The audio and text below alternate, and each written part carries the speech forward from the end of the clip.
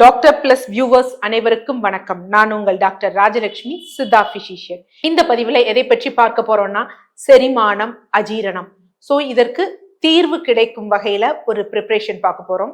So இது என்ன, first செரிமானம் அஜீரணம்னா என்ன, பல பேருக்கு புரியுறது கிடையாது. ஏன்னா கன்சல்டேஷன் எடுக்கிறப்ப கூட சொல்லுவாங்க, எனக்கு செரிக்கல டாக்டர். நீங்க செரிக்கல அப்படிங்கிறத எப்படி சொல்றீங்க அப்படின்னா, யாருனாலையும் பல பேரால என்ன அப்படின்னு பாத்தீங்கன்னா அதுக்கு ஒரு சரியான ஒரு விளக்கம் அவங்களால கொடுக்க முடியல. ஏதோ ஒண்ணு வயிறு உப்பி இருக்கு அப்படிங்கிறதையோ இல்ல மலம் சரியா ஒரு கழிச்சலா போகுதோ அதைத்தான் செரிமானம் அப்படிங்கிறாங்க. ஆக்சுவலா செரிமானம் அஜீரணம் அப்படிங்கிறது மேஜரா கான்சென்ட்ரேட் ஆயிருக்குது என்ன அப்படின்னு பாத்தீங்கன்னா மேல் வயிற்று பகுதியிலும் இந்த நெஞ்சு பகுதியிலும் என்ன இருக்கலாம் அப்படின்னா, சாப்பிட்டவுடன் வயிறு உப்பி இருப்பது போல இருக்கிறது, அதுக்கப்புறம் தொடர்ந்து ஏப்பம், புளிப்பேப்பமோ இல்ல ஏப்பமோ வர்றது, நெஞ்செரிச்சல் இருப்பது, சாப்பிட்ட உடனே கொஞ்சம் தான் சாப்பிட்டிருப்போம் ஆனா அதிக சாப்பிட்டது போல வயிறு தும்முன்னு இருக்கிறது, அவ்வளவா பசி இல்லாமல் இருக்கிறது, தொண்டையில எரிச்சல் இருக்கிறது. இது எல்லாமே என்ன அப்படின்னு பாத்தீங்கன்னா செரிமானம் மற்றும் அஜீரணத்தோட ஒரு சயின்ஸ் அப்படிங்கன்னு நம்ம சொல்லலாம். ஆக்சுவலா ஒரு மனிதன் ஆரோக்கியமாக இருக்கிறான் அப்படின்னு வச்சுக்கோங்களேன், அவனுடைய செரிமான மண்டலம் ஆரோக்கியமா இருந்ததுன்னா அவனுக்கு எந்த நோயும் இருக்காது. எதுவானாலும் வச்சுக்கோங்க, மனநோயா, நம்மளுடைய வயிறு தான் என்ன அப்படின்னு பாத்தீங்கன்னா மற்றொரு பிரெயின் அப்படின்னு சொல்ற அளவுக்கு சிறப்பு வாய்ந்தது. சோ மனநோயா, அதற்கு ரொம்ப முக்கியம். இருதய சம்பந்தப்பட்ட பிரச்சனை, ரத்த ஓட்டம் சரியில்லை, கொழுப்பு அதிகமா இருக்கா, அதுவும் செரிமான மண்டல சம்பந்தப்பட்ட பிரச்சனை. அடுத்து சர்க்கரை நோயா, அதுவும் அதோட சம்பந்தப்பட்ட பிரச்சனை. அடுத்து நம்ம சொல்லக்கூடிய ஹைப்பர் டென்ஷன், அதுவும் அப்படிதான். அந்த ரத்தம் ஓடக்கூடிய நாளத்தோட விட்டம் குறைந்து போயிருக்குது, ஒண்ணு கொழுப்போ இல்ல சுண்ணாம்போ படிந்து இருக்கிறது, அதுவும் செரிமான சம்பந்தப்பட்ட பிரச்சனை. இப்படி எந்த நோய், ஆட்டோ இம்யூன் டிசார்டர்னு இன்னைக்கு சொல்றாங்களா, நிறைய தன்னுடல் தாக்கு நோயா, அதுவும் செரிமான சம்பந்தப்பட்டது. டாக்டர் இதெல்லாம் சொல்றீங்க, திடீர்னு ஒரு கிருமி வருது நமக்கு தாக்குது, அது செரிமான சம்பந்தப்பட்ட பிரச்சனை கிடையாதுல்ல அப்படின்னா அதுவும் கிடையாது. உதாரணத்துக்கு இப்ப ஏற்பட்ட கோவிடையே எடுத்துக்கோ. கோவிட் வந்தவங்க எல்லோருக்கும் உயிரிழப்போ இல்ல பெரிய பாதிப்போ ஏற்படல. சில முதியவர்கள் கூட பாத்தீங்கன்னா பெரும் பிரச்சனை இல்லாம தப்பிச்சிருந்தாங்க. காரணம் என்ன அப்படின்னா அவங்களோட நோய் எதிர்ப்பு சக்தி நல்லா இருந்தது. சோ ஒரு மனிதனுக்கு நோய் எதிர்ப்பு சக்தியும் அந்த மண்டலமும் நல்லா வேலை செய்யணும் அப்படின்னா செரிமான மண்டலம் சிறப்பாக வேலை செய்யணும். அது ரொம்ப முக்கியமான ஒரு விஷயம்.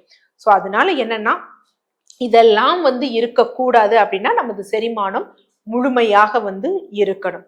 அப்ப அந்த மாதிரி விஷயத்துக்கு நம்ம வீட்டுல ஒரு சின்ன ப்ரிப்பரேஷன் பார்க்க போறோம். இது என்ன அப்படின்னு பாத்தீங்கன்னா அதிமதுர சுக்கு குடிநீர் அப்படின்னு. சோ இதற்கு தேவையானது என்ன அப்படின்னு பாத்தீங்கன்னா அதிமதுரம் ஒரு 5 கிராம் எடுத்துக்கணும், சுக்கு ஒரே ஒரு துண்டு எடுத்துக்கணும், மிளகு 5 கிராம் எடுக்கணும், திப்பிலி 5 கிராம் எடுக்கணும், இதனுடன் மஞ்சள் 5 சிட்டிகை எடுத்துக்கணும். சோ இதுல ஃபர்ஸ்ட் என்ன பண்ணணும் அப்படின்னு பாத்தீங்கன்னா அதிமதுரத்தை நல்லா 1-2 இடிச்சு வச்சுக்கணும். சுக்கு, மிளகு, திப்பிலி, இதுல சுக்கு ஒரே ஒரு துண்டு தோல் சீவி எடுத்துக்கணும், மிளகும் திப்பிலியும் தட்டி எடுத்து வச்சுக்கணும். இதை ஒரு மண் சட்டியில போட்டுட்டு ஒரு 500 ml தண்ணீர் விட்டு நல்லா பாயில் பண்ணி ஒரு 100 ml வர வைக்கணும். வச்சுட்டு அதை ஃபில்டர் பண்ணி அதுல 5 சிட்டிகை மஞ்சள் தூள் எடுத்துக்கணும். கலந்துட்டு நம்ம என்ன பண்ணணும் அப்படின்னா அப்படியே அப்படியே ஒரே இதுல நம்ம எடுத்துடணும். ஸோ அப்படி எடுத்தோம் அப்படின்னு வச்சுக்கோங்களேன், நீங்க கண் கூட தெரிவிங்க. எனக்கு சில பேர் இந்த வயிறு உப்பி இருக்கு, எனக்கு நெஞ்செரிச்சல் இருக்கு, நான் ஒரு சோடா வாங்கி குடிக்கணும், அந்த மாதிரி தொந்தரவுகள்லாம் இருக்காது. உடனே அவங்க ஃப்ரீ ஆவதை ஃபீல் பண்ணுவாங்க. ஃபர்ஸ்ட் விஷயம் அதிமதுரம்.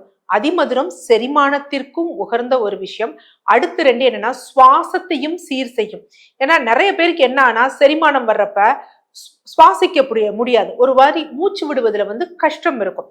அது 2யும் இது சரி பண்ணும். அதே மாதிரி சுக்கு, ஏற்கனவே நம்ம சொல்லக்கூடியதான். சுக்கு, மிளகு, திப்பிலி, இது 3ம் திரிதோட சமனி. நம்மளோட பல குடிநீர்ல நம்ம இது சொல்லியிருப்போம். சுக்கு, மிளகு, திப்பிலி அப்படிங்கக்கூடிய திரிக்கடுகு காம்பினேஷன் சொல்லியிருப்போம். ஏன்னா இது திரிதோட சமனி. வாதம், பித்தம், கபம், வலி, அழல், ஐயம் எப்படி இருந்தாலும் அதை அட்ஜஸ்ட் பண்ணி முறையான அளவுக்கு கொண்டு வருவதற்குரிய மருந்து என்ன அப்படின்னு பாத்தீங்கன்னா இந்த சுக்கு, மிளகு, திப்பிலி. மஞ்சள் இங்க எடுக்கக்கூடிய காரணம் என்ன, தாபிதம் ஏற்பட்டிருக்கும். ஏன்னா இந்த மஞ்சளுக்கு இல்லாத ஒரு இதே கிடையாது. ஆன்டி இன்ஃப்ளமேட்ரியா, ஆன்டி ஹிஸ்டமினா, ஆன்டி பயோட்டிக்கா, ஆன்டி பைரட்டிக்கா, இது மாதிரி எல்லா ஆன்டிசெப்டிக்கா எல்லா தன்மையும் மஞ்சளுக்கு இருக்கு. செரிமானமும் சீராகும். ஸோ இதை உடனே எடுத்தீங்க அப்படின்னா நல்ல பலன் தரும்.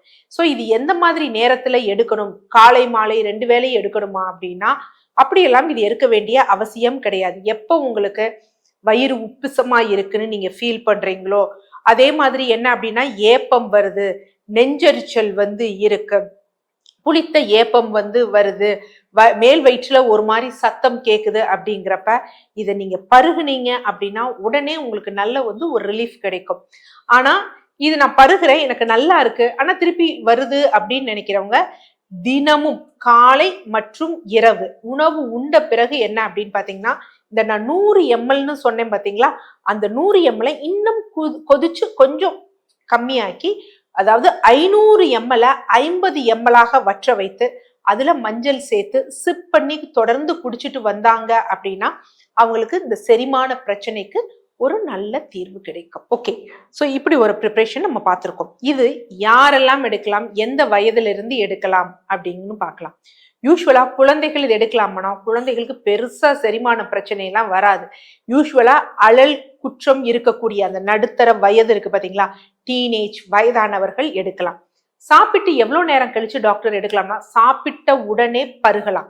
நான் சொல்றது அந்த 50 ml, அதாவது நம்ம ஒரு ஸ்டாண்டர்ட் டோஸா மெயின்டைன் பண்றோம் பாத்தீங்களா, அவங்க 50 ml சாப்பிட்ட உடனே நம்ம எடுக்கலாம். சிப் பண்ணி குடிக்கிறது. இல்ல எனக்கு ரொம்ப வயிறு பொறுமல் அப்படின்னு இருக்கவங்க இதை ப்ரிப்பேர் பண்ணி உடனே குடிச்சிடலாம். ஆனா இதை குடித்து முடித்த பிறகு அடுத்த 2 மணி நேரத்திற்கு குளிர்ச்சியாகவோ இல்ல வேறு உணவுகளோ பானங்களோ குடிக்க கூடாது. ஏதாவது குடிக்கணும்னு தோணுச்சுன்னா வெது வெதுப்பான வெந்நீர் மட்டும்தான் பருகணுமே தவிர வேற எதுவும் பருகக்கூடாது. இதை எல்லோருமே எடுக்கலாம். ஆனா யார் எடுக்கக்கூடாது, பொதுவாக குழந்தைகளுக்கு இந்த பிரச்சனை ஏற்படாது, அவங்களுக்கு வேண்டாம். இதுல அதிமதுரம் இருக்கு. நம்ம ஏற்கனவே சில பதிவுகள்ல பார்த்திருக்கோம். இந்த அதிமதுரம் கலந்த டீ, டிகாஷன் இதெல்லாம் சிலருக்கு எடுக்கக்கூடாது. ஏன்னா இதுல கிளைசிரைசின் இருக்கு. இது என்ன பண்ணும் அப்படின்னா சோடியம் ரிட்டன்ஷனை உண்டு பண்ணும். ஸோ அதனால நார்மலா சிறுநீரக செயலிழப்பு இருக்கிறவங்க, அதே மாதிரி பிபி இருக்கு பாத்தீங்களா, அது ஒரு ப்ராப்பரா கண்ட்ரோல் இல்லாம இருக்கவங்கள, இல்ல டக்குன்னு பாத்தீங்கன்னா லோ பிபி ஆகிறவங்க. ஏன்னா இது என்ன பண்ணும் அப்படின்னா பிபியை பிளட் ப்ரெஷரை லோ பண்ணும். ஸோ அதனால அந்த மாதிரி கண்டிஷன் இருக்கவங்க, உப்புக்கள் அதிகமாக இருக்கிறவங்க, அவங்க மட்டும் இதை அவாய்ட் பண்ணிடலாம். மற்றவங்க எல்லோருமே ஹார்ட் பேஷண்ட்ஸ் யார் வேணுமாவது எடுத்துக்கலாம். அதனால ஒன்றும் பிரச்சனை கிடையாது. பட் சிறுநீரக சம்பந்தப்பட்ட பிரச்சனை இருப்பவர்கள் மற்றும் இதை அறவே தொடக்கூடாது. அடுத்து 2வது எலக்ட்ரோலைட்ஸ், பொட்டாசியம், சோடியம் இதெல்லாம் சீரா இல்லாதவங்க எடுத்துக்க கூடாது. அடிக்கடி லோ பிபி ஆகிறவங்களும் இதை எடுத்துக்கொள்ள கூடாது. ஸோ இதை நீங்க கண்டிப்பா யூஸ் பண்ணி பாருங்க. உங்களுக்கு கண்டிப்பா உடனே உங்களுக்கு நீங்க ஒரு சோடா குடிச்சா கூட அதுல சைடு எஃபெக்ட்ஸ் இருக்கும், அந்த மாதிரி இது இருக்காது. அடுத்த விஷயம் என்ன அப்படின்னா இதை கேஸ்ட்ரிக் அல்சர் பேஷண்ட்ஸும் எடுத்துக்கலாம். ஆக்சுவலா இந்த மாதிரி மேல் செரிமான மண்டலம் இல்லாதவங்க, யூஸ்வலா செரிமானம் இல்லாதவங்களுக்கு கேஸ்ட்ரிக் அல்சர்னு யூஸ்வலா இருக்கக்கூடிய ஒரு விஷயம்தான். அப்ப நீங்க இதெல்லாம் சொல்றீங்களே, சுக்கு, மிளகு, திப்பிலி இதெல்லாம் பாதிப்புகளை ஏற்படுத்துமா அப்படின்னா கண்டிப்பா கிடையாது. எரிச்சலையும் அதிகப்படுத்தாது. இன்ஃபேக்ட் இதுல மிளகு இருக்கனால இன்னமும் அங்க இருக்கக்கூடிய அல்சரை அதை ஹீல் பண்ணும். ஸோ கிட்னி பேஷண்ட்ஸ், உப்புக்கள் அதிகமா இருக்கிறவங்க, லோ பிபி பேஷண்ட்ஸ், பிபிக்காக மருந்து எடுத்துக்கக்கூடிய பேஷண்ட்ஸ் மற்றும் இதை எடுத்துக்க கூடாது. மற்ற அனைவரும் இதை எடுத்துக்கொள்ளலாம். நன்றி.